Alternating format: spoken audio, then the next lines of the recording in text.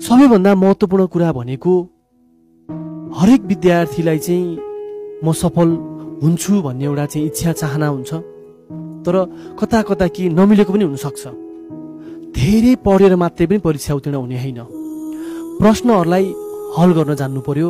फेसेथान माल, फान्दे माल अथवा फिन खाने, खाली ठाउँ भर्ने अथवा चाहिँ मुहसे देहान के को बारेमा संवाद भइरहेछ, लिसनिङका प्रश्नहरू सबै हामीले बुझ्न सक्यौँ भने परीक्षा पक्कै पनि राम्रो गर्न सक्नेछौँ।